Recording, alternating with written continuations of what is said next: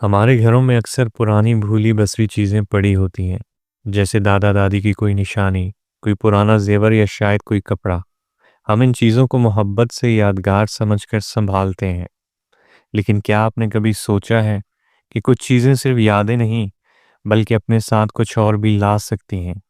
کچھ ایسی وابستگیاں یا کچھ ایسے سائے جو وقت کے ساتھ ختم نہیں ہوتے بلکہ صحیح موقع کے انتظار میں سوئے رہتے ہیں۔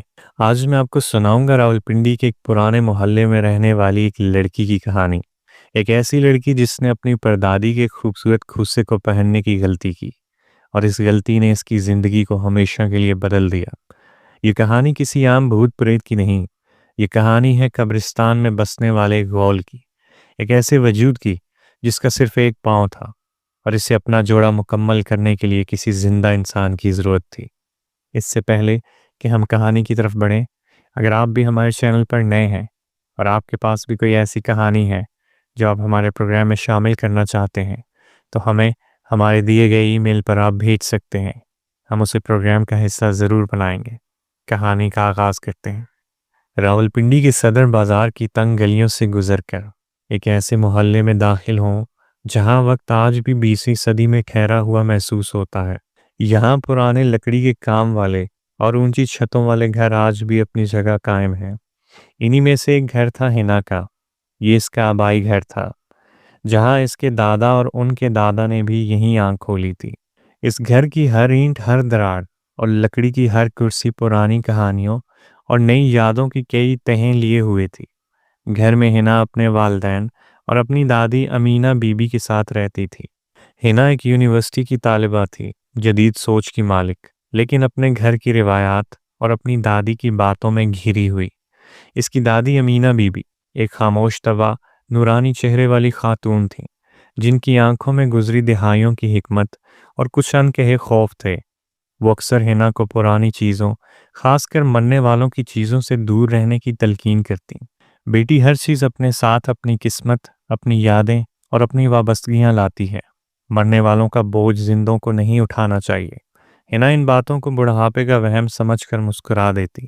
گرمیوں کی ایک دوپہر، جب گھر کے سب لوگ آرام کر رہے تھے، ہینا کو بوریت نے آ گھیرا۔ اس نے فیصلہ کیا کہ وہ گھر کے سب سے پرانے اور نظر انداز کیے گئے حصے یعنی سٹور روم کی صفائی کرے گی۔ یہ کمرہ برسوں سے بند تھا اور گھر بھر کا ٹوٹا پھوٹا سامان، پرانی کتابیں اور بھولی بسری یادیں اپنے اندر سموئے ہوئے تھا۔ اس نے جیسے ہی دروازہ کھولا، گرد، پرانی لکڑی اور بند ہوا کی ایک ملی جلی بو نے اس کا استقبال کیا۔ کمرے میں نیم اندھیرا تھا اور روشن دان سے آتی سورج کی ایک اکلوتی کرن میں گرد کے ذرات رقص کرتے نظر آ رہے تھے۔ کمرے کے ایک کونے میں پرانے دریچوں کے نیچے ایک بڑا سیاہ لکڑی کا صندوق پڑا تھا۔ اس پر پیتل کا کام اور ایک بھاری زنگ آلود تالا لگا ہوا تھا۔ ہینا نے اسے بچپن سے یہیں پڑا دیکھا تھا۔ دادی نے ہمیشہ اسے کھولنے سے منع کیا تھا۔ یہ تمہاری پردادی رحمت بی بی کا صندوق ہے، اسے چھیڑنا مت۔ آج ہینا کے اندر کا تجسس اس کے خوف پر غالب آ گیا۔ اس نے ادھر ادھر دیکھا اور ایک پرانے ہتھوڑے کی مدد سے چند ضربوں کے زنگ آلود تالے کو توڑ دیا۔ اس کی دھمک پورے گھر کی خاموشی میں گونجی، لیکن کسی کی آنکھ نہ کھلی۔ ہینا کا دل دھڑک رہا تھا۔ اس نے کانپتے ہاتھوں سے صندوق کا بھاری ڈھکن اٹھایا۔ اندر سے کافور اور پرانے کپڑوں کی ایک عجیب سی خوشبو اٹھی۔ صندوق میں پرانی شالیں، ریشمی کپڑوں کے تھان اور چاندی کے کچھ پرانے برتن تھے، لیکن سب سے نیچے ایک مخملی کپڑے میں لپٹی ہوئی ایک چیز تھی۔ ہینا نے احتیاط سے اٹھایا اور کپڑا ہٹایا۔ اس کی آنکھیں حیرت سے پھیل گئیں۔ اندر ہاتھ کی کڑھائی والے کھوسوں کی ایک نہایت خوبصورت جوڑی تھی۔ گہرے سرخ رنگ کے مخمل پر چاندی کے تاروں سے نازک بیل بوٹے بنے ہوئے تھے۔ ان کی نوک اوپر کی طرف خم کھائے ہوئے تھی اور ہر کھوسے پر ایک چھوٹا سا چاندی کا گھنگرو لگا ہوا تھا۔ حیرت کی بات یہ تھی کہ اتنے سال گزرنے کے باوجود وہ بالکل نئے لگ رہے تھے، جیسے انہیں آج ہی بنایا گیا ہو۔ ہینا ان کی خوبصورتی میں کھو گئی۔ اس نے انہیں اٹھا کر اپنے پیروں سے ناپا۔ وہ بالکل اس کے سائز کے تھے۔ اس کے دل میں ایک شدید خواہش ابھری کہ وہ انہیں پہن کر دیکھے۔ اسے اپنی دادی کی باتیں یاد آئیں، لیکن اس نے انہیں جھٹک دیا۔ صرف ایک بار پہننے سے کیا ہوگا، اس نے خود سے کہا۔ اس نے دائیں پاؤں کا کھوسا اٹھایا اور اسے پہن لیا۔ کھوسا اس کے پاؤں میں ایسے فٹ ہوا جیسے اسی کے لیے بنا ہو، لیکن جیسے ہی اس نے اپنا پیر اندر داخل کیا، ایک غیر فطری برف جیسی ٹھنڈک اس کی ٹانگ کے اوپر تک چڑھ گئی، جس سے اس کے جسم میں ایک جھرجھری سی دوڑ گئی۔ اس نے حیرت سے نیچے دیکھا۔ دوسری عجیب بات یہ تھی کہ جب اس نے چلنے کی کوشش کی تو کھوسے پر لگا چاندی کا گھنگرو بالکل خاموش رہا۔ اس نے اچھل کر بھی دیکھا، لیکن گھنگرو سے کوئی آواز نہ آئی۔ اچانک اسے اپنے پیچھے کسی کی موجودگی کا شدید احساس ہوا۔ اس نے ڈر کر مڑ کر دیکھا۔ اسٹور روم کا دروازہ اپنی جگہ پر تھا، وہاں کوئی نہیں تھا، لیکن اسے لگا جیسے کمرے کا درجہ حرارت ایک دم گر گیا ہے۔ اس نے جلدی سے کھوسا اتارا، اسے واپس مخمل میں لپیٹا، صندوق میں رکھا اور ڈھکن بند کر کے بھاگتی ہوئی کمرے سے باہر نکل گئی، جیسے کوئی اس کا پیچھا کر رہا ہو۔ اس نے اسٹور روم کا دروازہ بند کر دیا، لیکن وہ یہ نہیں جانتی تھی کہ وہ جس چیز کو اندر بند کر کے آئی ہے، اس کا ایک حصہ اب بھی اس کے ساتھ باہر آ چکا ہے۔ اس نے ایک ایسی روح کو جگا دیا تھا جو ایک صدی سے سو رہی تھی، اور اب وہ اپنا ادھورا کام پورا کرنے آئی تھی۔ اس رات خوف نے اس گھر میں اپنا پہلا قدم رکھا۔ ہنا اپنے کمرے میں پڑھنے کی کوشش کر رہی تھی، لیکن اس کا دھیان بار بار اسٹور روم کی طرف جا رہا تھا۔ اس کے پاؤں میں اب بھی وہی عجیب سی ٹھنڈک محسوس ہو رہی تھی۔ رات کے تقریباً 1 بجے، جب پورے گھر پر مکمل سناٹا طاری تھا، اسے وہ آواز سنائی دی، جیسے کوئی پاؤں گھسیٹ رہا ہو، بہت ہلکی لیکن بالکل واضح، جیسے کوئی ایک بھاری قدم رکھتا ہو اور پھر دوسرے قدم کی جگہ کوئی چیز فرش پر گھسیٹتی ہو۔ یہ آواز گھر کے نچلے حصے سے آ رہی تھی اور آہستہ آہستہ سیڑھیوں کی طرف بڑھ رہی تھی۔ ہنا کا دل دھڑکنے لگا۔ اس نے سوچا شاید کوئی بلی ہوگی یا ہوا سے کوئی چیز گری ہوگی۔ اس کے کانوں پر تکیہ رکھ لیا، لیکن آواز اب زیادہ قریب آ رہی تھی۔ اب وہ سیڑھیاں چڑھ رہی تھی، ہر قدم کے ساتھ ایک ٹھپ کی آواز آتی اور پھر ایک لمبی اذیت ناک گھسیٹنے کی آواز۔ ہنا خوف سے بے حس و حرکت بستر پر لیٹی رہی۔ آواز اب پہلی منزل کی راہداری میں پہنچ چکی تھی۔ ٹھپ ٹھپ، وہ آہستہ آہستہ اس کے کمرے کے دروازے کی طرف بڑھ رہی تھی۔ ہنا نے اپنی آنکھیں زور سے میچ لیں۔ آواز اس کے دروازے کے بالکل باہر آ کر رک گئی۔ کئی لمحے مکمل خاموشی رہی، اتنی گہری خاموشی کہ ہنا کو اپنے دل کے دھڑکنے کی آواز سنائی دے رہی تھی۔ پھر اسے اپنے دروازے کے نیچے سے ایک سرسراہٹ کی آواز آئی، جیسے کوئی جھک کر دروازے کے اندر جھانکنے کی کوشش کر رہا ہو۔ اس کے حلق میں چیخ جم گئی۔ وہ صبح تک اسی ساکت حالت میں پڑی رہی، یہاں تک کہ اذان کی آواز نے اس خاموشی کے طلسم کو توڑا۔ اگلی صبح اس نے اپنی دادی سے ڈرتے ڈرتے اس آواز کا ذکر کیا۔ امینہ بی بی کا چہرہ جو پہلے ہی زرد تھا، یہ سن کر بالکل سفید پڑ گیا۔ انہوں نے ہنا کے ہاتھ کو مضبوطی سے پکڑ لیا اور کانپتی ہوئی آواز میں پوچھا، کیا تم اسٹور روم میں گئی تھیں؟ ہنا نے نفی میں سر ہلایا۔ وہ جھوٹ بول گئی۔ دادی نے اس کی آنکھوں میں دیکھتے ہوئے کہا، یاد رکھنا بیٹی، کچھ آوازیں صرف آوازیں نہیں ہوتیں، وہ پیغام ہوتی ہیں۔ انسنی کر دو اس سے پہلے کہ وہ تمہیں پکارنے لگے۔ اگلی رات خوف مزید بڑھ گیا۔ آواز ٹھیک اسی وقت شروع ہوئی، ٹھپ ٹھپ، لیکن آج اس کے ساتھ ایک اور چیز شامل تھی۔ پورے گھر میں تازہ کھودی ہوئی گیلی قبر کی مٹی کی ایک تیز بو پھیل گئی تھی۔ یہ بو اتنی حقیقی تھی کہ ہنا کو متلی ہونے لگی۔ وہ بستر سے اٹھی اور لائٹ جلائی۔ کمرے میں سب کچھ نارمل تھا، لیکن بو موجود تھی۔ جب اس نے دروازہ کھولنے کے لیے قدم بڑھایا تو اس کی نظر فرش پر پڑی۔ اس کے دروازے اور بستر کے بیچ میں لکڑی کے فرش پر ایک گیلی مٹی کا ننگے پاؤں کا نشان تھا، صرف ایک، دائیں پاؤں کا۔ اس سے پہلے کہ وہ چیخ مارتی، وہ نشان اس کی آنکھوں کے سامنے آہستہ آہستہ خشک ہو کر ہوا میں تحلیل ہو گیا۔ اب ہنا کو یقین ہو گیا کہ یہ اس کا وہم نہیں ہے۔ اس نے فوراً اپنے والدین کو جگایا۔ اس کے والد جو ایک عملی انسان تھے نے کہا کہ ضرور کوئی پائپ لیک ہو رہا ہوگا یا نمی کی وجہ سے ایسا لگ رہا ہے، لیکن جب ہنا نے انہیں زبردستی اپنے کمرے میں لا کر دکھایا تو وہاں نہ کوئی بو تھی اور نہ کوئی نشان۔ تم آج کل پڑھائی کا بہت سٹریس لے رہی ہو بیٹا، سو جاؤ۔ اس کی ماں بھی اسے تسلی دے کر چلی گئی۔ ہنا تنہا رہ گئی۔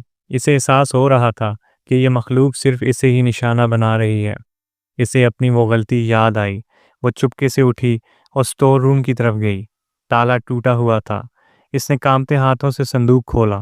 اندر کھوسوں کی جوڑی ویسے ہی رکھی تھی، لیکن اب ان پر ہلکی ہلکی مٹی لگی ہوئی تھی اور ان سے وہی قبر جیسی بو آ رہی تھی۔ اس نے جلدی سے صندوق بند کیا، لیکن اس بار جیسے ہی اس نے ڈھکن بند کیا، صندوق کے اندر سے اس اکلوتے گھنگرو کے بجنے کی آواز آئی۔ چھن، صرف ایک بار۔ خوف اب گھر کے دوسرے افراد تک بھی پہنچنے لگا تھا، لیکن ایک مختلف انداز میں۔ ایک شام ہنا کی ماں کچن میں کام کر رہی تھیں۔ انہوں نے کھڑکی سے باہر صحن میں دیکھا تو انہیں ہنا نظر آئی، جو ٹہل رہی تھی، لیکن انہیں دیکھ کر عجیب لگا۔ وہ ہلکا سا لنگڑا کر چل رہی تھی۔ انہوں نے اسے آواز دی، ہنا بیٹا، ٹھیک تو ہو؟ ایسے کیوں چل رہی ہو؟ باہر سے کوئی جواب نہ آیا۔ جب وہ صحن میں گئیں تو وہاں کوئی نہیں تھا۔ ہنا تو اس وقت اپنے کمرے میں پڑھ رہی تھی۔ عثمان ہنا کا بڑا بھائی جو دوسرے شہر میں رہتا تھا، اس ہفتے کے آخر میں گھر آیا۔ رات کو وہ سب لاؤنج میں بیٹھے ٹی وی دیکھ رہے تھے۔ اچانک ٹی وی اسکرین پر عکس پڑا۔ سب نے دیکھا کہ صوفے پر بیٹھے خاندان کے پیچھے دروازے کے پاس ایک لمبا سایہ نما وجود کھڑا تھا، جو کمرے کے اندر جھانک رہا ہے۔ اس کا قد غیر معمولی طور پر لمبا تھا اور وہ ایک طرف کو جھکا ہوا تھا، جیسے اس کی ایک ٹانگ چھوٹی ہو۔ جیسے ہی سب نے مڑ کر دیکھا، وہاں کچھ نہیں تھا۔ خوف کا شکنجہ پورے گھر پر کس رہا تھا۔ رات کو آنے والی ٹھپ ٹھپ کی آواز اب اتنی واضح ہو گئی تھی کہ سب اسے سن سکتے تھے۔ وہ وجود اب سامنے آ رہا تھا۔ ہنا کی حالت سب سے بری تھی۔ اسے اب خواب آنے لگے تھے۔ وہ ہر رات خواب میں خود کو ایک پرانے ویران قبرستان میں پاتی۔ چاروں طرف ٹوٹی پھوٹی قبریں اور سوکھے ہوئے درخت تھے۔ وہ ہمیشہ ایک تازہ کھدی ہوئی کھلی قبر کے پاس کھڑی ہوتی اور کوئی اندیکھی قوت اسے اندر کھینچ رہی ہوتی۔ وہ ہر رات چیخ مار کر اٹھتی تو اس کے پاؤں برف کی طرح ٹھنڈے اور ان پر اصلی مٹی لگی ہوتی، جیسے وہ سچ میں وہاں سے ہو کر آئی ہو۔ اس کا خوف اس وقت دہشت میں بدل گیا جب اس نے خود کو آئینے میں دیکھنا شروع کیا۔ کبھی کبھی صرف ایک لمحے کے لیے اسے آئینے میں اپنے عکس کے بجائے ایک لمبا، سوکھا ہوا، بیمار زدہ چہرہ نظر آتا، جس کی آنکھیں اندر کو دھنسی ہوتی۔ ایک رات جب وہ کمرے میں اپنے بال بنا رہی تھی تو اس نے آئینے میں دیکھا کہ اس کے پیچھے وہ سایہ کھڑا ہے۔ اس کا قد چھت کو چھو رہا تھا۔ اس کے ہاتھ لمبے اور ناخن بڑے ہوئے تھے۔ اس کا ایک پاؤں تھا، جبکہ دوسری ٹانگ گھٹنے کے نیچے سے غائب تھی، اور وہاں سے صرف ایک سیاہ دھواں سا نکل رہا تھا۔ اس نے اپنا لمبا ہاتھ ہنا کی طرف بڑھایا۔ ہنا کی چیخ پورے گھر میں گونج گئی۔ جب سب بھاگ کر اس کے کمرے میں آئے تو ہنا بے ہوش پڑی تھی، اور کمرے میں قبر کی بو اتنی تیز تھی کہ سانس لینا مشکل تھا۔ اس کے دائیں ٹخنے پر، جہاں اس نے کھوسا پہنا تھا، 5 لمبی نیلی خراشیں تھیں، جیسے کسی نے اسے برف جیسے ٹھنڈے مردہ ہاتھوں سے پکڑنے کی کوشش کی ہو۔ اب کسی کو کوئی شک نہیں رہا تھا، اس گھر پر ایک شیطانی مخلوق کا سایہ پڑ چکا تھا۔ اس رات کے واقعے کے بعد ہنا نے روتے ہوئے اپنی دادی کو صندوق اور کھوسا پہننے کی ساری حقیقت بتا دی۔ امینہ بی بی یہ سن کر رونے لگی۔ انہوں نے بتایا تھا کہ یہ کھوسا اس کی ماں یعنی ہنا کی پردادی رحمت بی بی کے تھے۔ رحمت بی بی کی موت جوانی میں ہی ایک عجیب بیماری سے ہوئی تھی۔ ان کی ایک ٹانگ نے کام کرنا چھوڑ دیا تھا اور وہ لنگڑا کر چلنے لگی تھیں۔ مرنے سے پہلے وہ اکثر کہتی تھیں کہ انہیں رات کو کوئی سایہ نظر آتا ہے جو ان سے ان کا پاؤں مانگتا ہے۔ لوگوں نے اسے وہم سمجھا، لیکن ان کی موت کے بعد جب ان کے سامان کو صندوق میں بند کیا جا رہا تھا تو یہ کھوسے کہیں سے خود ہی نمودار ہو گئے تھے۔ وہ رحمت بی بی کے نہیں تھے، لیکن کوئی نہیں جانتا تھا کہ وہ کہاں سے آئے۔ خاندان کے ایک بزرگ نے انہیں نحوست کی علامت قرار دے کر صندوق میں ہمیشہ کے لیے بند کروا دیا تھا۔ یہ سن کر اکرم صاحب ہنا کے والد نے فوراً شہر کے مشہور اور نیک عالم دین پیر سراج شاہ سے رابطہ کیا۔ پیر صاحب جب ان کے گھر تشریف لائے تو دروازے پر ہی رک گئے۔ انہوں نے گھر کے اندر قدم رکھنے سے پہلے کچھ پڑھ کر پھونکا اور پھر اندر داخل ہوئے۔ ان کے چہرے پر شدید سنجیدگی تھی۔ اس گھر میں ایک ناپاک مخلوق کی آمد و رفت ہے۔ یہ کوئی عام جن نہیں ہے، یہ غول ہے۔ انہوں نے بیٹھتے ہی کہا، یہ قبرستانوں میں بستے ہیں اور اکثر کسی چیز کے ساتھ خود کو منسلک کر لیتے ہیں۔ یہ ادھورے ہوتے ہیں اور اپنا ادھورا پن پورا کرنے کے لیے زندوں کی دنیا میں آتے ہیں۔ انہوں نے ہنا کو دیکھا اور کہا، بیٹی تم نے اس کی چیز کو پہن کر اسے اپنا جسم استعمال کرنے کی دعوت دے دی ہے۔ وہ لنگڑا ہے، اسے چلنے کے لیے ایک جوڑے کی ضرورت ہے۔ وہ دوسرا کھوسا نہیں چاہتا، وہ تمہارا پاؤں چاہتا ہے، تمہارا پورا وجود چاہتا ہے، تاکہ وہ تمہیں اپنا جوڑا بنا کر اس دنیا میں آزادانہ چل پھر سکے اور پھر تمہیں اپنے ساتھ اپنی ویران دنیا میں لے جائے۔ پیر صاحب نے سٹور روم میں جا کر صندوق سے وہ کھوسے منگوائے۔ جیسے ہی کھوسے ان کے سامنے رکھے گئے، کمرے میں درجہ حرارت گر گیا۔ لائٹیں جلنے بجھنے لگیں اور باہر سے تیز ہوا چلنے کی آواز آنے لگی۔ پیر صاحب نے بتایا کہ یہ غول اب بہت طاقتور ہو چکا ہے کیونکہ اس نے ہنا کے خوف کو اپنی خوراک بنایا ہے۔ اس سے چھٹکارا پانے کے لیے ایک خاص عمل کرنا ہوگا اور اس میں جان کا خطرہ بھی ہے۔ وہ آسانی سے اپنا دعویٰ نہیں چھوڑے گا۔ انہوں نے خاندان والوں کو خبردار کیا، جب ہم اس کھوسے کو تباہ کرنے کی کوشش کریں گے تو وہ اپنی پوری طاقت سے حملہ کرے گا۔ اس کا سب سے بڑا ہدف ہنا ہوگی۔ تمہیں اسے مضبوطی سے پکڑ کر رکھنا ہوگا کیونکہ اگر اس نے ہنا کو چھو لیا تو وہ اس کی روح کا ایک حصہ اپنے ساتھ لے جائے گا۔ اگلی رات گھر کے وسیع صحن میں عمل کی تیاریاں کی گئیں۔ پیر صاحب نے کوئلوں کی ایک انگیٹھی بیچ میں رکھوائی اور اس کے گرد نمک اور کالے سرسوں کا ایک بڑا دائرہ حصار کھینچا۔ انہوں نے خاندان کے تمام افراد کو اس حصار کے اندر رہنے کی سختی سے ہدایت کی۔ ہنا کو انہوں نے اپنے بالکل پاس بٹھایا۔ رات کے ٹھیک 2 بجے جب ہر طرف موت کا سا سناٹا تھا، پیر صاحب نے وہ منحوس کھوسے اٹھائے اور بلند آواز میں قرآن کی آیات کی تلاوت شروع کر دی۔ جیسے ہی انہوں نے پہلا کھوسا آگ میں ڈالا، ایک ناقابل تصور واقعہ رونما ہوا۔ پورے گھر کی بنیادیں ہل گئیں، صحن میں لگی لائٹیں ایک دھماکے سے ٹوٹ گئیں۔ ایک تیز، کان پھاڑ دینے والی چیخ جو کسی انسان کی نہیں تھی، چاروں طرف گونجی اور ایسا لگا جیسے کوئی ہوا میں روئی کی طرح دھنکا جا رہا ہو۔ ایک یخبستہ ہوا کا جھکڑ صحن میں داخل ہوا جس سے انگیٹھی کی آگ بھڑک اٹھی۔ ٹھپ ٹھپ، آواز اب کسی اور کمرے سے نہیں بلکہ صحن کے اندر سے ہی آ رہی تھی۔ وہ آ گیا تھا۔ پہلے تو وہ صرف ایک سایہ تھا جو دیواروں پر ناچ رہا تھا، لیکن پھر وہ سایہ گہرا ہونے لگا اور اس نے ایک شکل اختیار کرنی شروع کر دی۔ وہ ایک انسان سے کہیں زیادہ لمبا تھا، ہڈیوں کا ایک ڈھانچہ جس پر کھال منڈی ہوئی تھی۔ اس کے بازو اس کے گھٹنوں تک آتے تھے اور اس کے ناخن لمبے اور کالے تھے۔ اس کا چہرہ دھند میں لپٹا تھا، لیکن اس کی آنکھوں کی جگہ 2 خالی سیاہ گڑھے تھے جن میں ایک بھوک کی پیاس تھی، اور اس کا ایک پاؤں تھا جبکہ دوسری ٹانگ گھٹنے سے غائب تھی اور وہ اسے فرش پر گھسیٹ رہا تھا۔ اس نے پیر صاحب کو نظر انداز کیا اور اپنی خالی آنکھیں سیدھی ہنا پر گاڑ دیں۔ اس نے اپنا لمبا ہاتھ حصار کی طرف بڑھایا۔ جیسے ہی اس کی انگلیوں نے نمک کی لکیر کو چھوا، ایک تیز آواز آئی اور وہ چیخ مار کر پیچھے ہٹ گیا۔ وہ غصے سے پاگل ہو گیا۔ اب اس نے نفسیاتی حملہ شروع کیا۔ اس نے اپنی شکل بدلنی شروع کر دی۔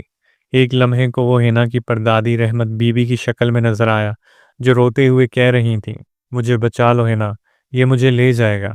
پھر اس نے ہنا کی والدہ کی شکل اختیار کر لی اور چیخ کر کہا، ہنا، پیر صاحب جھوٹے ہیں، حصار سے باہر آؤ، یہ تمہیں مار دیں گے۔ ہنا کا دماغ گھوم رہا تھا۔ اسے حقیقت اور فریب میں فرق کرنا مشکل ہو رہا تھا، لیکن اس کی دادی اور ماں نے اسے مضبوطی سے پکڑے رکھا اور اونچی آواز میں آیت الکرسی پڑھنا شروع کر دیا۔ غول نے جب دیکھا کہ اس پہ حربے ناکام ہو رہے ہیں تو وہ اپنی اصلی شکل میں واپس آ گیا اور اپنی پوری طاقت سے حصار پر حملہ کر دیا۔ وہ اپنے اکلوتے پاؤں سے زمین پر ضربیں لگانے لگا۔ ہر ضرب کے ساتھ صحن کی ٹائلیں ٹوٹ رہی تھیں اور دیواروں میں دراڑیں پڑ رہی تھیں۔ پیر صاحب نے اپنی تلاوت مزید بلند کر دی اور دوسرا کھوسا بھی آگ میں پھینک دیا۔ جیسے ہی دوسرے کھوسے نے آگ پکڑی، غول نے ایک ایسی دردناک چیخ ماری کہ سب کے کانوں میں جیسے پگھلا ہوا سیسا بھر گیا ہو۔ اس کا وجود دھوئیں کی طرح تحلیل ہونے لگا۔ وہ آخری کوشش میں جھپٹ کر ہنا کی طرف لپکا۔ اس کا ہاتھ حصار کو توڑتا ہوا اندر داخل ہوا اور اس نے ہنا کا دایاں ٹخنا پکڑ لیا۔ ہنا کو لگا جیسے اس کی جان نکالی جا رہی ہے۔ اس کے ٹخنے پر ایک ناقابل برداشت برفانی درد ہوا۔ پیر صاحب نے چیخ کر کہا، پکڑے رہو اسے، اور انہوں نے آگ میں سے جلتا ہوا کوئلہ اٹھا کر اس کے ہاتھ پر دے مارا۔ ایک آخری روح فنا کر دینے والی چیخ بلند ہوئی اور وہ غول مکمل طور پر سیاہ دھوئیں میں تحلیل ہو کر غائب ہو گیا۔ اس کے غائب ہوتے ہی ہر طرف مکمل خاموشی چھا گئی۔ ہوا رک گئی، گھر میں طاری بوجھل پن ختم ہو گیا۔ پیر صاحب نے گہری سانس لی اور زمین پر بیٹھ گئے۔ وہ جا چکا تھا۔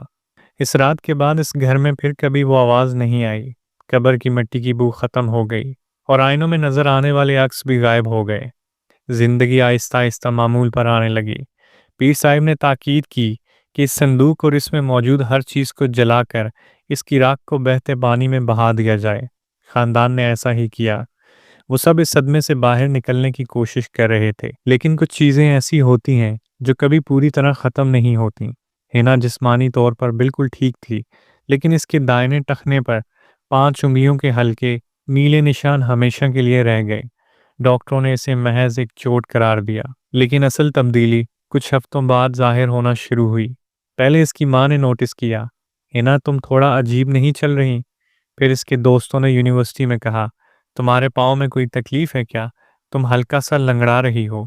हिना ने खुद भी ये महसूस किया, इसका दायां पाँव अब जमीन पर थोड़ा भारी पड़ता था। ये कोई वाज़ेह लंगड़ाहट नहीं थी, बस एक बहुत ही मामूली, तकरीबन नाकाबिले तवज्जो फ़र्क था, जिसे सिर्फ गौर करने पर ही महसूस किया जा सकता था। लेकिन असल दहशत ये नहीं थी। असल दहशत का एहसास हिना को तब हुआ जब वो अकेली होती थी, जब वो रात के सन्नाटे में अपने कमरे में चलती या कॉलेज की खाली राहदारी से गुजरती, तो इसे अपने कदमों की आहट के साथ कुछ और भी सुनाई देता। इसके अपने दाएं कदम की ठप की आवाज़ के साथ एक बहुत ही हल्की, तकरीबन हवा जैसी घसीटने की आवाज़ आती, जैसे कोई साया, कोई अक्स, कोई अधूरा वजूद हमेशा के लिए इसका जोड़ा बनकर इसके साथ चल रहा हो। वो जिस्मानी तौर पर तो चला गया था, लेकिन जाते जाते अपनी लानत का एक छोटा सा दायमी टुकड़ा हिना के वजूद में छोड़ गया था।